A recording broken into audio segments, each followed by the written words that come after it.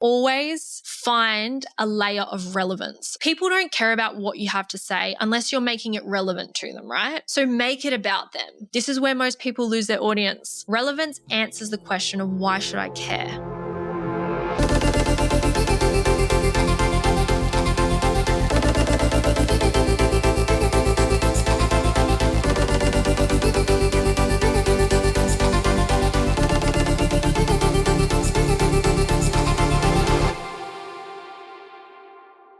Hello and welcome back to another episode on the Beauty Industry Leaders Podcast. I'm your host, Sammy Kennedy. Now, I don't know about you, but I was really hoping that some of the bad juju that happened in 2025 would stay in 2025. But unfortunately, some of it is still being brought into 2026. And the podcast studio is definitely not going to be ready until maybe mid-Feb now. And the reason why I say that is because I ordered this lighting equipment. The lights did come, but the light stands, the soft boxes, and the sandbags to hold them down, they have not come. And it's been over a month, almost a month and a half, because I did 2 orders about 2 weeks apart. And on the 28th of December, I get this email saying, hey, we just wanted to give you an update that we have no ETA on these items. And I'm sitting there going like, how did you sell me something that you don't have stock of? Why is this happening to me again? Like this happened with the panels and now it's happening with the soft boxes. And I just can't. I've lost faith in online shopping, to be honest with you. But anyways, I was like having some conversations with people, and I know in the previous podcast episode, I was like, I don't really know, where I stand in the industry and what I'm doing. And I was just having a bit of a spiral. And then I was talking to some clients and other people in the industry, and it actually turns out that a fair few people have also been feeling the same way. So the reason I bring this up is not to sound like a negative Nancy or be all doom and gloom, but just to give a completely different perspective, which I'm just using this so it keeps the good vibes going. But when we look at a traditional new year, we finish the year on the 31st of December and then we start the new year on the 1st of January. But I'm Chinese, so obviously there's some juju going on where it's not the end of my year yet. So if we look at the end of Chinese New Year, it would be the last day is the 16th of Feb, and then the Chinese New Year, first day is the 17th of Feb. Now, the current Chinese New Year that we're in is the year of the snake. And so the theme for that is inner wisdom, intuition, planning, and releasing. So basically, when I talk to people about the year of the snake, the main theme is like shedding and letting go of things that don't serve you. So old habits, and you're just going through this quiet transformation. So what you need to focus on is reflection, analysis, and making intentional decisions. And I feel like I definitely did do a lot of that last year. Like there was times where I scaled back in certain areas so that I could build out systems to then be able to set myself up for 2026 and be able to scale. And then there's other decisions where I'm just like, what am I doing? Like, where am I headed? Is this working? Is it not? And you're just constantly like questioning and doubting yourself. But then you find that thing and you're like, oh no, this is what I need to focus on. You get excited and then you reignite that passion and that spark and you realize, oh, maybe it was just I was coming up to my period. I feel like all of us as women can relate to that.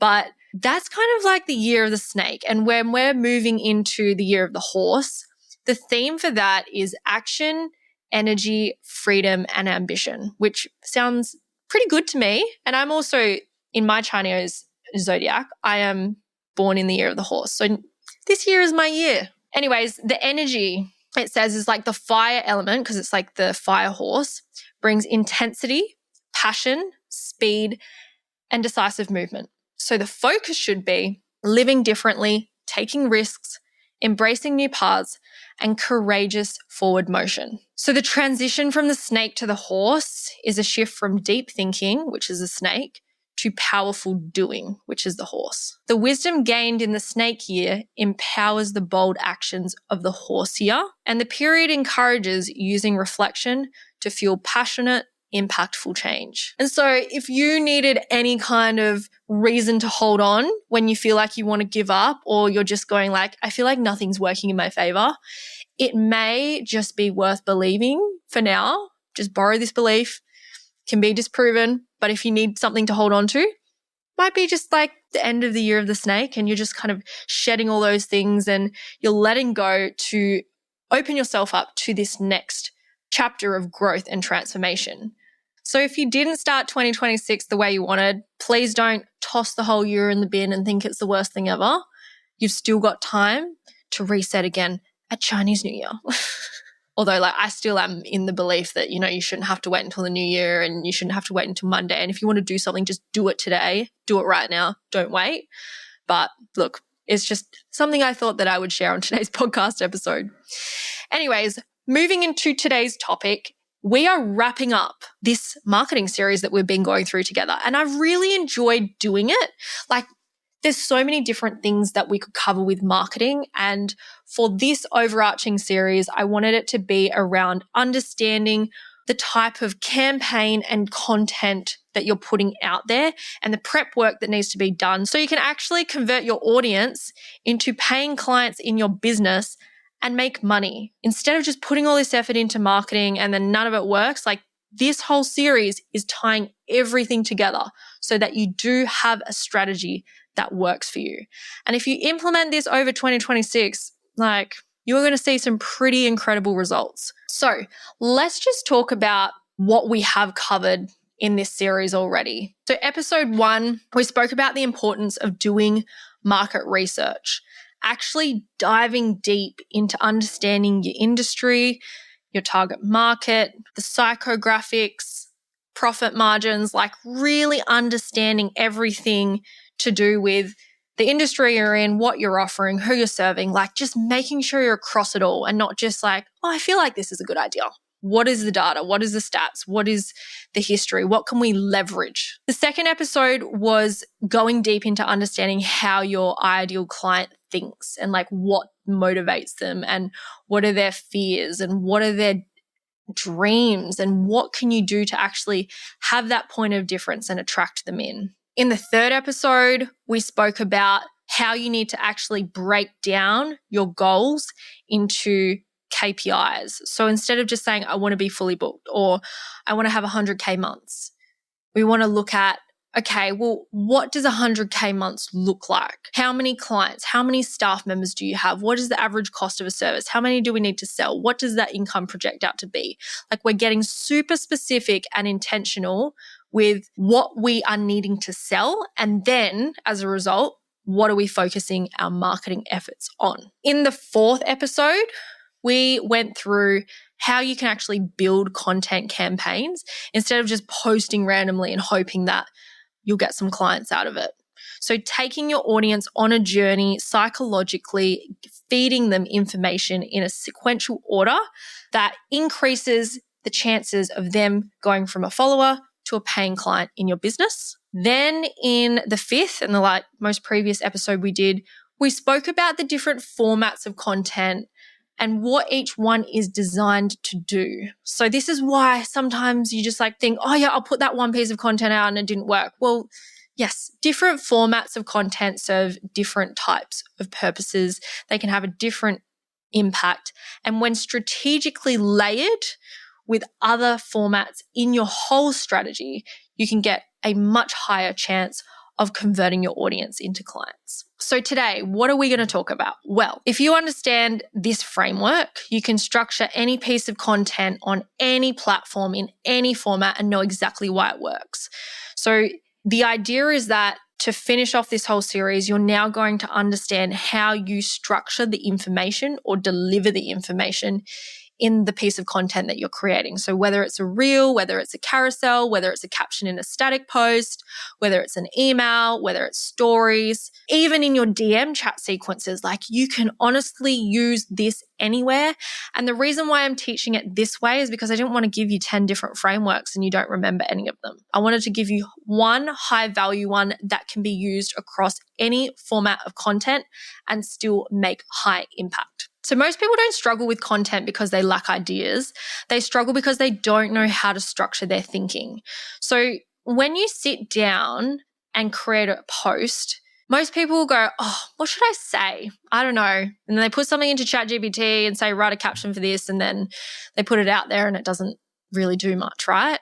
But high-performing brands, they ask a different question. What does the brain need next? And this is where this framework comes in. Hook, relevance, value, and then CTA, or your call to action. So if you don't remember anything from this episode, please bury this deep within the grooves of your brain.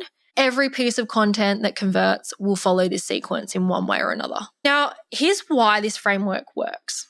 The actual science behind it, the psychology. Our human brain makes decisions in stages. Before someone will listen, trust, save, DM, and then buy, their brain moves through 4 questions in this exact order. So the hook, that's really saying, well, should I pay attention? Relevance is the person going, is this about me? Is this relevant to me? Value is, did this help me understand something? And then the call to action is, what do I do next? Now, if you skip one of these steps, your conversion breaks. This framework works because it aligns with how the brain already behaves. So let's really break this down so that you can understand it, you can embody it, you can implement it, and you can see the power of the results you have when you start using it. So your hook.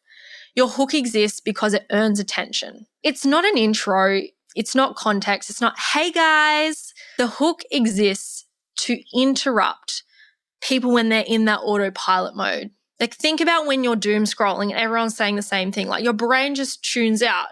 But if there's a question, if there's a statement, if there's something that sparks curiosity or it rage baits you even, like we know that content obviously works, like it's actually taking you out of being a zombie and makes you go, whoa, what is this? Like, you want to pay attention to it. Your hook should either challenge a belief, call out attention, or say the thing they're already thinking, but they haven't yet articulated. If the hook fails, nothing else matters. Your second step in your content, whether it be reels, whether it be carousels, whether it be the captions, like anything that you're creating, is to always find a layer of relevance. So like, what does relevance mean? Well, people don't care about what you have to say unless you're speaking to them, unless you're making it relevant to them, right?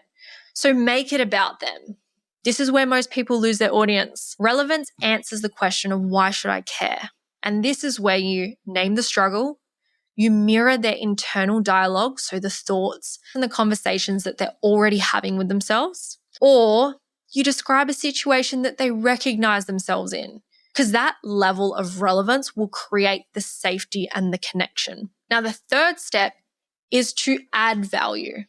So this is where you shift their understanding. Value is not tips for the sake of tips, all right? Value is either a reframe, a clarity moment, or a belief shift.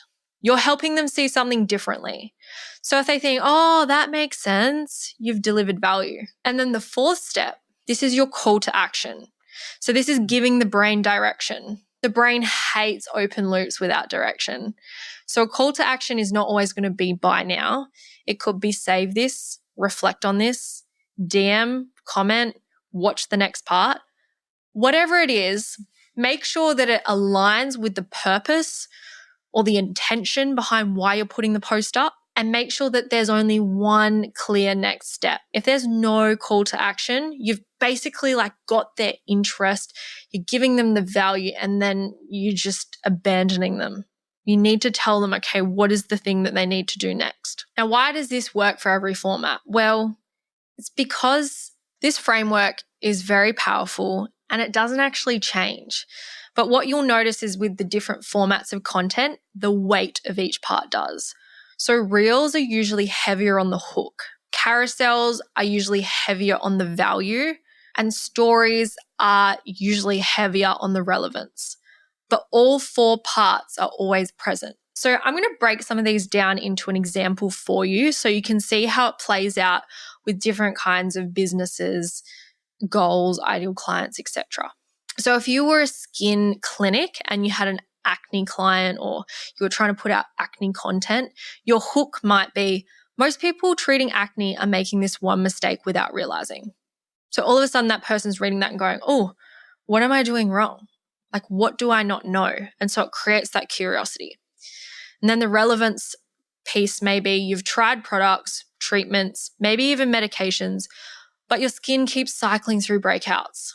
And so as that person's reading it, they're going, oh, that's me. I've definitely spent hundreds on these products and they're not working. I've been on a Roaccutane. It's not doing its thing. And I'm still getting breakouts. Yes, yes, yes. That's me. So then they're curious. They want to know more. And this is where we lead in with value. Acne isn't just about what you put on the skin.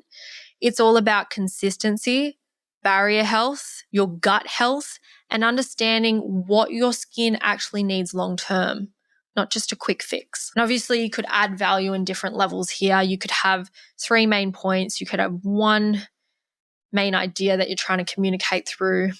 And then that would eventually lead to your call to action, which might be comment results below if you're ready to stop guessing and start treating your skin properly. So why does this convert? Well, the hook disrupts blame, the relevance mirrors frustration, the value reframes the problem, and the CTA invites commitment, but not pressure. So this could work easily as a reel, a carousel, or a story sequence. Another example could be for the online business and marketing space.